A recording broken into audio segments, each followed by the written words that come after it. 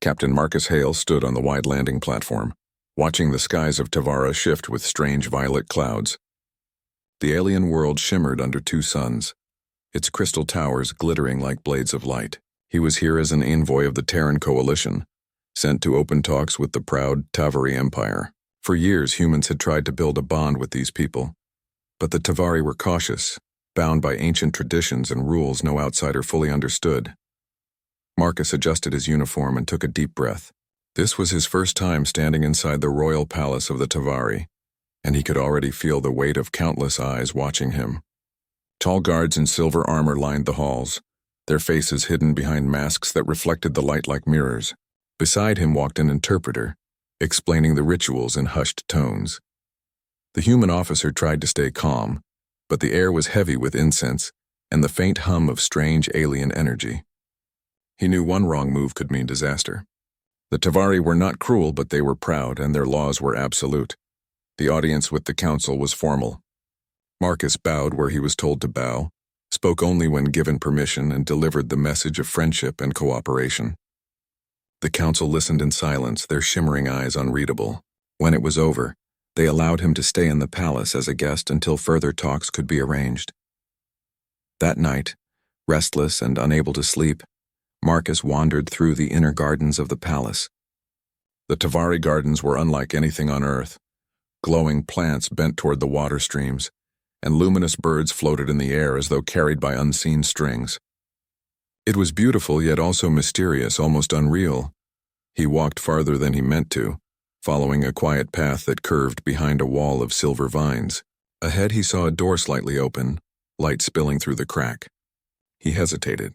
He knew palace corridors were restricted and humans were expected to stay in their chambers unless guided, but curiosity tugged at him. He told himself he would only look for a moment. Marcus stepped inside. The chamber was round and filled with a low, golden glow. At its center stood a pool of clear water, steam rising gently from its surface. And there, standing at the edge of the pool, was a young Tavari woman. She was unlike anyone he had seen before. Taller than most humans, her skin shimmered faintly like liquid silver, and her hair flowed down her back like strands of light. But what froze Marcus in place was not her beauty. It was the fact that she was without the ceremonial cloak every Tavari wore. Instead, she was dressed only in simple undergarments, her cloak folded neatly at the side. Her eyes widened when she noticed him. For a heartbeat, silence filled the chamber. Then her face hardened with shock and fear. "You," she whispered in perfect English, her voice sharp but trembling. "You saw me?" Uncloaked. Marcus quickly raised his hands in apology. "I didn't mean to intrude. I didn't know," but before he could finish, the chamber doors burst open. Guards stormed inside, weapons raised, their silver masks flashing with cold light. The young woman snapped into command. "Stop, do not strike."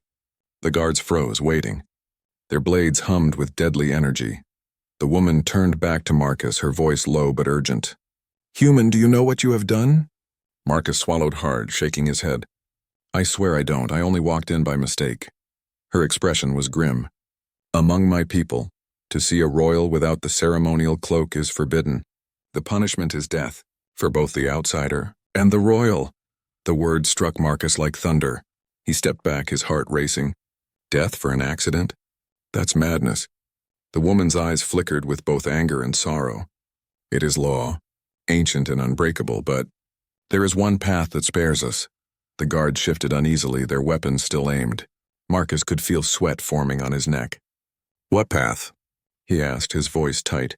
The woman hesitated, then leaned closer. "Bonding. Marriage. If you take me as your bonded partner, the council cannot condemn us. Instead, they will see it as fate." Marcus blinked, stunned. Marriage? He had only been here for 2 days. He didn't even know her name. "This is insane," he whispered. Her eyes burned into his. "Would you rather die? Or let me die with you?" The question left no room for argument. Marcus's mind raced. He thought of his mission, of the coalition, of the peace that could be lost if this went wrong. Most of all, he thought of the woman before him, her face proud yet vulnerable. He hadn't come to this world to harm anyone, and he could not allow someone else to die because of his mistake. He took a deep breath. If this is the only way, then yes, I'll do it. The young woman straightened, her expression unreadable. She turned to the guards. Stand down. The human has chosen. He will be bonded to me under Tavari law.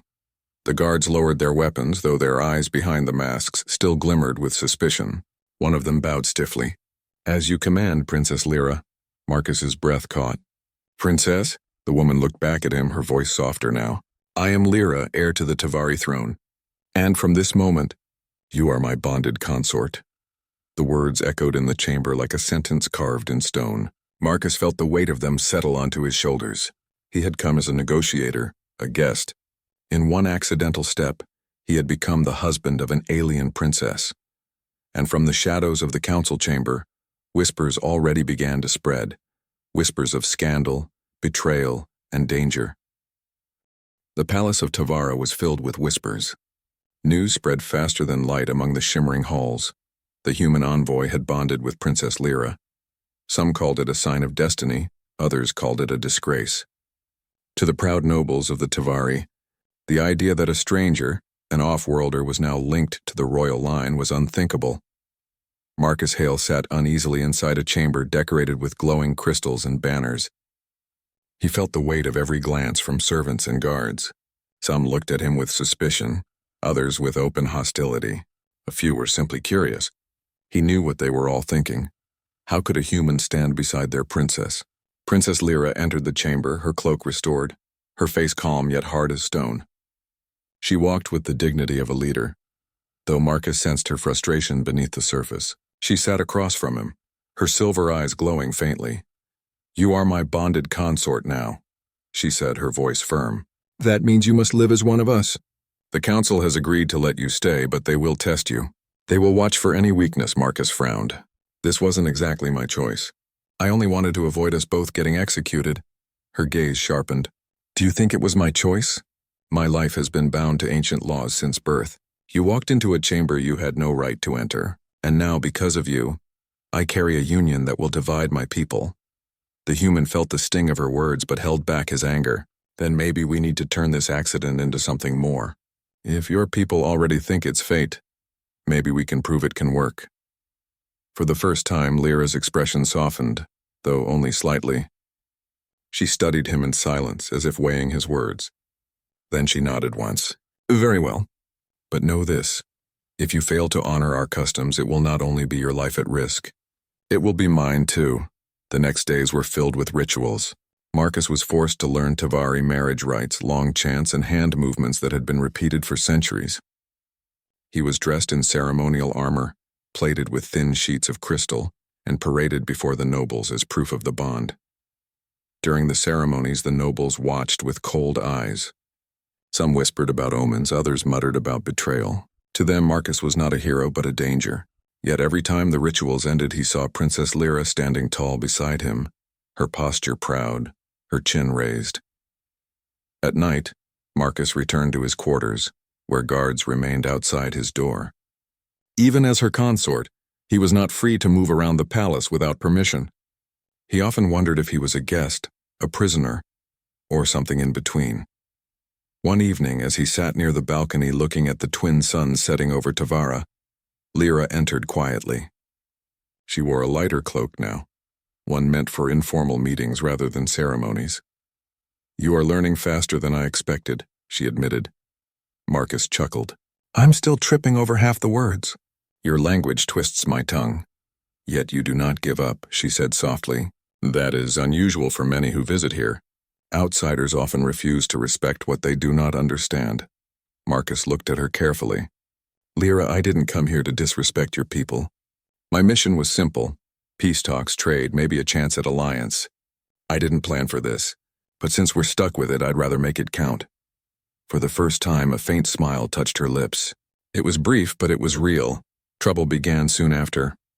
A group of Tavari nobles gathered in the council hall, their voices raised in anger. Marcus was not present, but he could hear echoes from the corridor. They accused him of being a spy. They said Earth sent him to steal the throne through marriage. They demanded the bond be annulled even if it meant breaking tradition. Princess Lyra stood before them with fire in her voice. The law is clear. He saw me uncloaked during the sacred rite. If he had refused the bond, I would be dead, and with me the future of our people. Do you wish to erase the heir of Tavara for the sake of your pride? The council fell silent. Though many disapproved, they could not openly challenge the law. Still, Marcus could feel the tension deepening like cracks in stone. That night, an assassin tried to enter his chamber. Marcus only survived because Lyra's guards caught the intruder. The attacker escaped into the shadows, but the message was clear. Not everyone would accept a human consort, you see now, Lyra said, her face pale in the moonlight. You are not only my bond, Marcus. You are my weakness in the eyes of my enemies. They will strike you to wound me. Marcus clenched his fists. Then I'll fight back. I'm not helpless. I've faced worse than shadows. She raised an eyebrow. You speak boldly for someone trapped in a palace full of laws. He smiled grimly. I'm human. We improvise. That's how we survive. Over the next days, Marcus began to earn small respect from the Tavari guards. Unlike most diplomats, he trained with them in their sparring halls. He learned their combat stances and surprised them with human techniques that were simple but effective. His persistence, his refusal to back down even when beaten, made them whisper in quiet voices.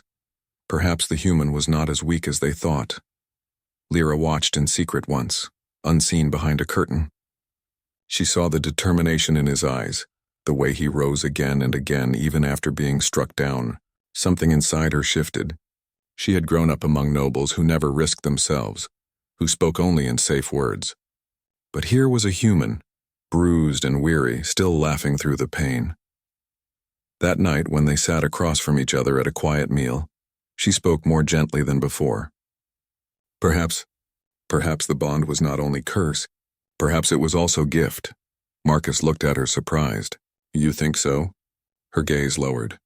I do not yet know, but I am beginning to wonder. The next morning, Marcus received a sealed message from Earth. The Terran coalition had heard of the union. Some praised his quick thinking, but others doubted his loyalty. A human bonded to an alien princess could no longer be trusted blindly. They warned him to remember his duty. Marcus sighed as he read the words. He was trapped between two worlds now, distrusted by the Tavari, doubted by his own people. And yet, as he glanced at Lyra standing tall among her guards, he felt a strange new resolve. Whatever this bond was, whatever trials it brought, he would face them. Not only for himself, but for her, because in her eyes he had begun to see something unexpected, trust, and perhaps even hope. The Tavari palace grew darker each day. Rumors of betrayal filled the halls, and whispers of rebellion echoed in every chamber. Though Princess Lyra stood proudly beside her human consort, the council grew restless.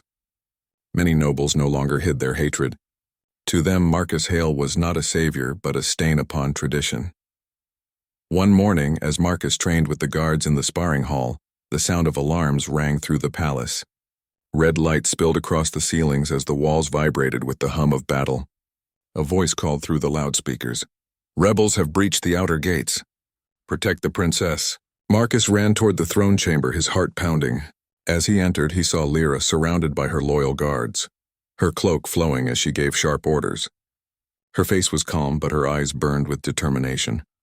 The warlord Karos has declared himself ruler, she said quickly. He claims I have been corrupted by an outsider and must be removed. His fleet surrounds the capital. Marcus clenched his fists. Then we fight him. Together. Lyra hesitated, her gaze flickering. You do not understand, Marcus.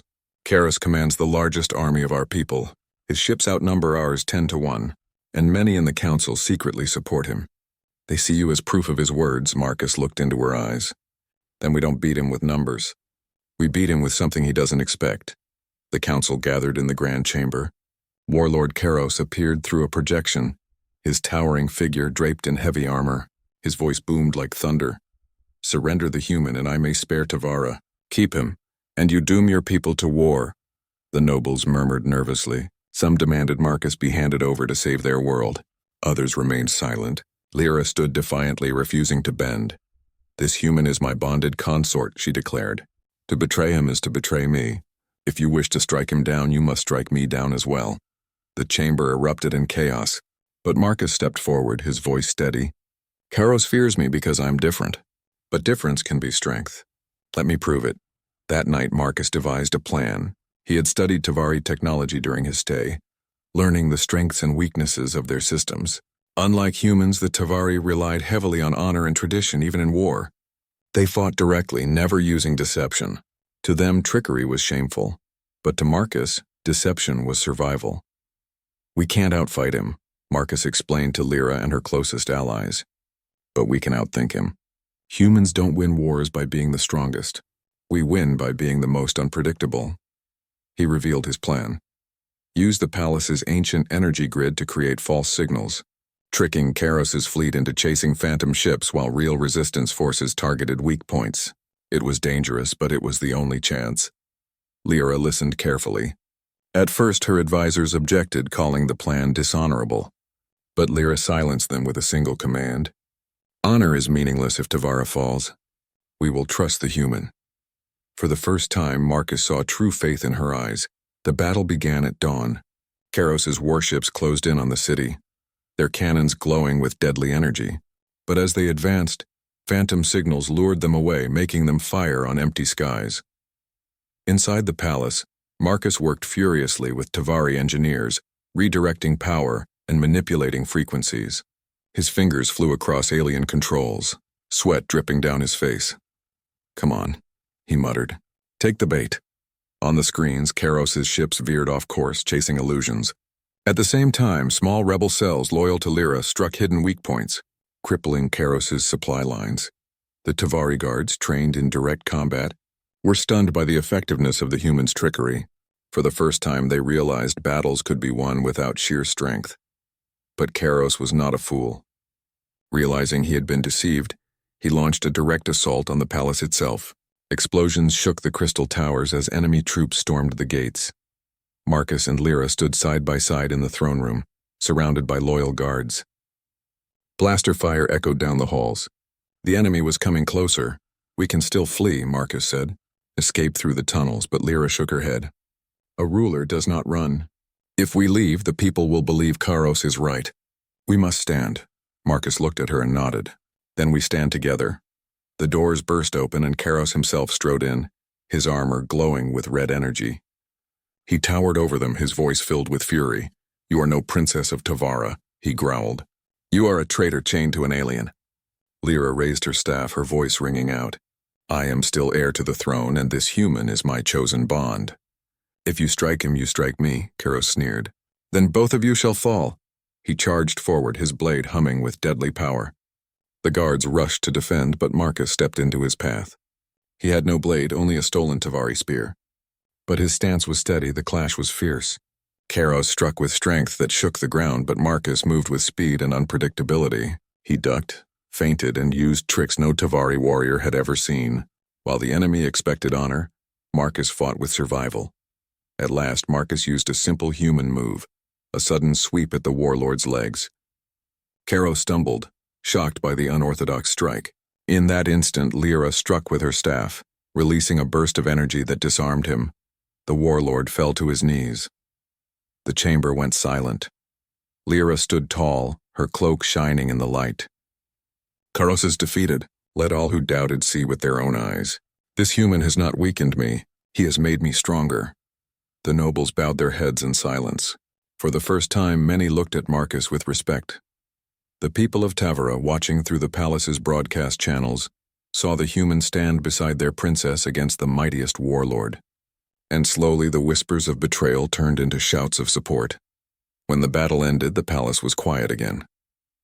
Marcus stood beside Lyra on the balcony, looking out at the rising suns. The city was safe, but his future remained uncertain. Would the Tavari truly accept him? Would Earth still trust him? Lyra turned to him, her voice soft. "The council has offered to annul the bond. If you wish, you may leave free of this burden." Marcus looked at her for a long moment. He remembered the first time he saw her in the sacred chamber, the fear and anger in her eyes. He remembered the nights of doubt, the battles fought, the trust that slowly grew between them. And now, looking at her, he felt something deeper. "No," he said quietly. "I choose to stay." Lyra's eyes widened slightly, then softened. A rare smile touched her lips. "Then from this day forward," she said, "you are not only my consort, you are my partner. Together we will lead Tavara into a new age." The suns rose higher, painting the sky in gold. For the first time, Marcus felt truly at home. Not as a guest, not as a prisoner, but as part of something greater. And across the galaxy, word spread of the human who became consort to an alien princess, not by chance but by choice.